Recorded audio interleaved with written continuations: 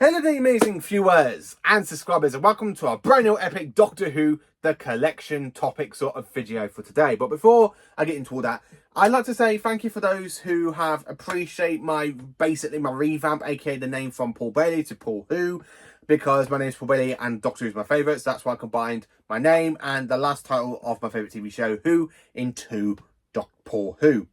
And of course, I'd like to say a big thank you to Hudson Media for allowing me to use that fantastic piece of music of the Seventh Doctor's theme for my opening titles, which I've made myself. So the opening titles I made myself, I messaged Hudson Media if I could use his piece of music that he made 6 months ago from the Seventh Doctor's title sequence, aka the remix, and he said, yes, I can. And he's absolutely legend for saying that. I really wanted to give him the credit for this as well. So when he says I kind of need to give him the credit, I'm like, yeah, that's fair enough, because I wanted to do that anyway. Because that piece of music is absolutely brilliant. So I have put a screenshot into that saying many thanks to him. So you can, if you want to go and check out his YouTube channel, then go and check that out. So that way you can watch listen to all of his remixes from Doctor Who that he's actually ever done. So, talking about the Doctor Who The Collection range, there are only 2 seasons I absolutely want the most of. And that is honestly the ones I kind of want the absolute pure most. One of them is a Patrick Troughton season, and the other one is a season that I think nobody would actually ever expect for me to sit here and say what I kind of want, and why I really want it as well. So, of course, for Patrick Troughton, I'm going to talk about the Patrick Troughton one because that is the one I've always said I really want to be the first ever Troughton season, because it is the one that is mostly complete, apart from one story missing 5 episodes out of its 6 parts.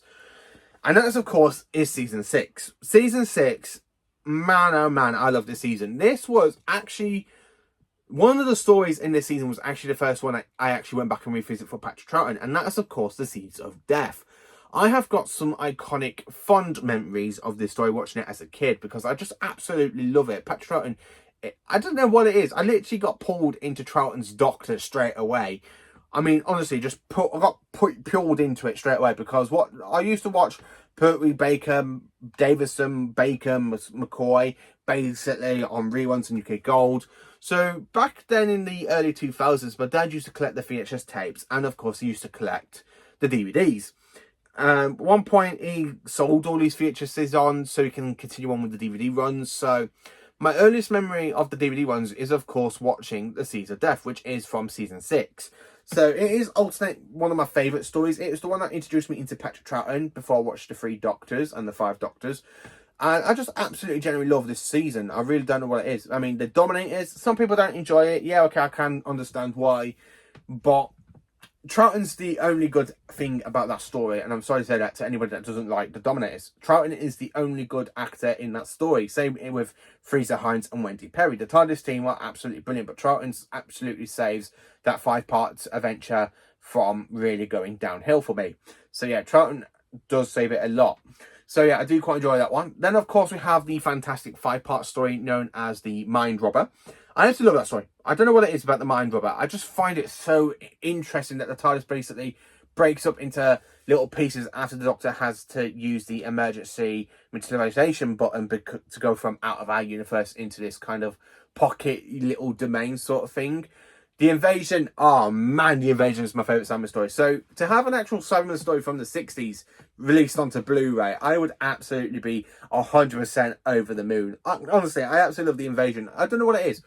I absolutely love Tiberius Thrawn. He is a fantastic villain. The Cybermen are so good in this one. This was actually my first introduction to the Cyber Planet before I went back in late 2022. And I went and watched the Telesnap reconstruction from the Wheel in Space. And when I realised that had the Cyber Planet in it from the story I watched way back in 2006 when it first came out onto DVD, I'm like, I recognise the Cyber Planet's on The Invasion. And when I saw Zoe's in that story as well, and I'm kind of thinking, hang on a minute, she's not. So I literally had to go back and watch The Invasion afterwards, and that's when I clicked. So it goes Wheel in Space, then of course the fantastic story known as The Invasion for the Cyber Planet. I really love the Cyber Planet, and I really love the whole gadget sort of thing. The Croutons, I don't know what so many people don't like about the story. I'm going to be 100%.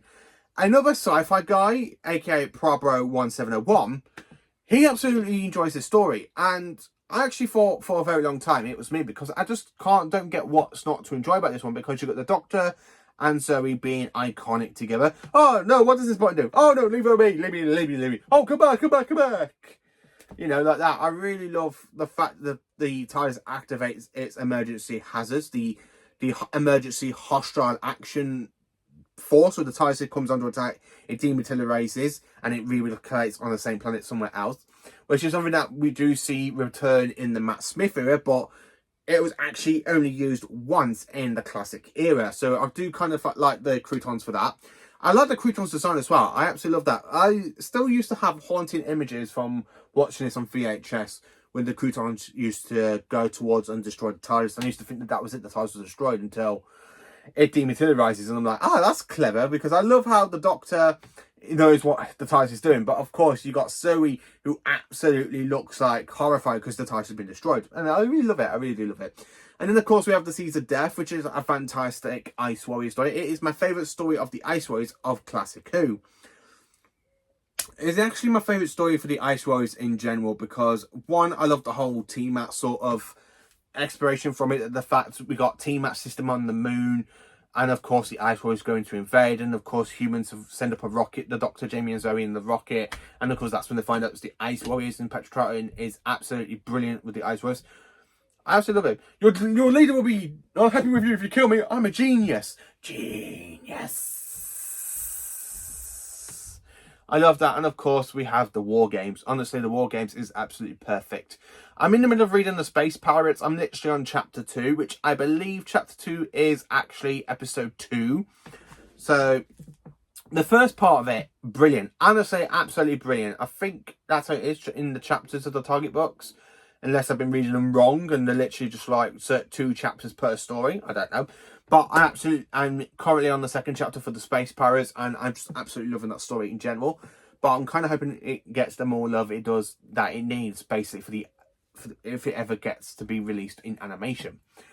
And I love the War Games. The War Games is just a fantastic 10-part finale. Absolutely perfect. I mean, it does get a little bit tedious, a little bit, with the Doctor, Jamie and Zoe escaping, getting captured, escaping, getting captured, escaping, getting captured, to the Doctor basically calling the Timers for help, and of course with him being put on trial and leaving into his exile. So yeah, I really do want season 6. Season 6, it is honestly, to me, it's the best Troughton season. I absolutely love. I'm currently, as I say, reading the Space Pirates. My next target book I am planning on reading is of course the Highlanders for season 4, which is Troughton's 2nd story. Then I can actually turn around and do a video on what I think on the first couple of Troughton stories, because I've got the animation to the Power of the Daleks.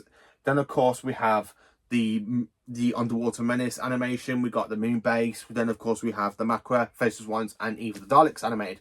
So the Highlanders is the only one that I haven't really experienced from season 4 for Troughton's Doctor, which I'm quite glad I got a little target book, so I cannot wait to give that one a read and basically tell you what I think of the Highlanders. Then, of course, the 2nd season I kind of want the most on Blu-ray. Now, some people will probably think I am mad for wanting this one. And to be honest with you, there's so many I want. I mean, I really do want season 13. I do want season 7. I do want season 11 now, because I absolutely loved revisiting Invasion of the Dinosaurs back in January this year. But the story of the season I kind of want the most of is basically season 21. I know we've just had season 20, but I kind of want season 21. Because season 21, it is honestly my favourite Peter Davison season, because the stories for that season do get a bit darker and a little bit grimmer. And the fact that with stories such like Resurrection of the Daleks and the Case of Androzani, which are 2 standout gruesome type of stories for the 5th Doctor, I absolutely love them. I mean, the fact that basically nearly everybody dies in the Dalek story, in Resurrection of the Daleks. Nearly everybody dies apart from the TARDIS team and, of course, Lytton, who basically makes a return in season 22's Attack of the Cybermen. But I really do like that story. I really love Resurrection of the Daleks. It was my...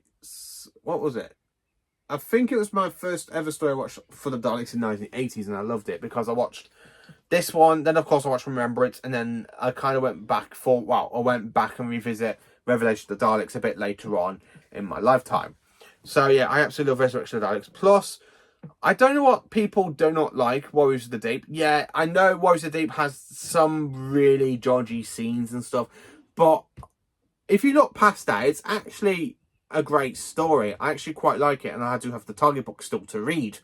But I kind of want to read that one after I've read basically some of the missing episodes, mainly from the first and second Doctors. So I do kind of want to get my hands on season 21 because 1, it has the case of Androzani, 2, Planet of Fire is absolutely perfect, and 3, I just absolutely genuinely want this season. So what are the 2 seasons you kind of want the most of for Doctor Who The Collection range? Is it like me, season 6 and season 21, or do you want season 25 next with season 6? Let me know in the comments. Please do like, subscribe and share, and join me for more awesome Doctor Who content. And again, thank you to Hudson Media for allowing me to have some fantastic pieces of music from his YouTube channel, aka the 7th Doctor's theme, for my title sequence. So thank you for watching. Please do like, subscribe and share, and join me for more awesome Doctor Who content.